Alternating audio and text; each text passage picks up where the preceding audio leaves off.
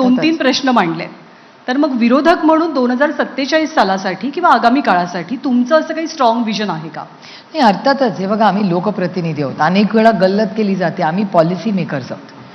म्हणजे योगायोगाने कालच आमची जॉईंट पार्लमेंटरी कमिटी होती. देशातून सगळे खासदार मुंबईला आले होते आणि त्या JPCमध्ये असा एक निर्णय भारत सरकारने घेतलेला आहे, ज्याचा आम्ही फार ताकदीने विरोध केला आहे, की एखादा मुख्यमंत्री किंवा मंत्री जर 30 दिवस जर ह्याच्यात गेला, जेलमध्ये गेला, तर त्याला 31व्या दिवशी मुख्यमंत्र्यांनी मंत्र्याला, प्रधानमंत्र्यांनी मुख्यमंत्र्याला काढायचा अधिकार त्याला आहे. ही ऐकायला खूप छान वाटते गोष्ट, की खरं आहे. म्हणजे मी नॉर्मल व्यक्ती असते आणि मला पॉलिसीची फार माहिती नसती, ती म्हणली असती बरोबर आहे, काही जेलमधून माझं राज्य चालवणार का? अगदी बरोबर आहे. पण असं आहे की तो ठाणेदार ठरवणार का मग, की माझा मुख्यमंत्री जेलमध्ये जाणार का नाही? मग माझा मुख्यमंत्री जर एक ठाणेदार FIR करून 30 दिवस जेलमध्ये टाकला, तर 31व्या दिवशी प्रधानमंत्री त्याला काढून टाकू शकतात. पण माझ्या मुख्यमंत्र्याचा गुन्हा काय?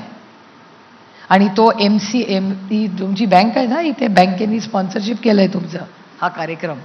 आता त्याचाच एक मोठं तुमच्याच चॅनलनी कव्हर केलेली स्टोरी आहे की 76 लोकांना क्लीन चिट दिला आहे या महाराष्ट्र सरकारने, ज्यांच्या मागे ED, PMLA, CBI सगळं झालं होतं.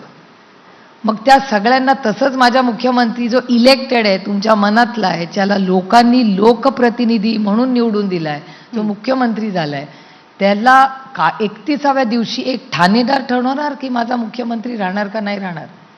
मग हे विजन रोटी कपडा और मकानवरनं ह्या दिशेने कुठे चाललंय? विजन काय असतं की माझ्या राज्यातल्या प्रत्येक मुलाला आणि मुलीला चांगलं दर्जाचं शिक्षण मिळावं. आता शिक्षणाबद्दल आपण चर्चाच करणं म्हणजे असरच्या रिपोर्टची चर्चा 20 वर्षापूर्वी पार्लमेंटमध्ये दरवर्षी व्हायची. असरचा रिपोर्ट म्हणजे सरकारवर टीका नाही, एक असेसमेंट आहे की आपल्या राज्यात शिक्षणाची काय परिस्थिती आहे. मग भाषा कुठली वगैरे तो नंतरचा विषय. पहिलं तुला लिहायला वाचायला येतं का, गणित येतं का, इतिहास माहिती आहे का? आता आम्ही इतिहासावरनं पण भांडतो, आम्ही भाषेवरनं पण भांडतो. असरचा रिपोर्ट बाजूलाच राहिला. एनरोलमेंटवर शेवटची चर्चा कधी या आपण वादांबद्दल केली? काय मत आहे तुमचं? इतिहासावरनं, भाषेवरनं होणारे वाद? नाही, हे बघा, एका सशक्त लोकशाहीमध्ये वाद झालाच पाहिजे, पण तो किती ताणायचा आणि खरंच त्याचा डायरेक्ट उपयोग ज्या प्रशासनासाठी आपण आहोत. म्हणजे आज महाराष्ट्र सरकार, म्हणजे मी विरोधक म्हणून नाही, जनरिक मी स्टेटमेंट करते, कुणाचंही आमच्याही काळातलं सरकार असेल. तुम्हाला आठवत असेल, असरचा रिपोर्टची चर्चा दरवर्षी संसदेत व्हायची. असरचा रिपोर्ट म्हणजे आमच्यासाठी अगदी एक महत्त्वाची डॉक्युमेंट होती की आता असरच्या रिपोर्टवर चर्चा झालीच पाहिजे.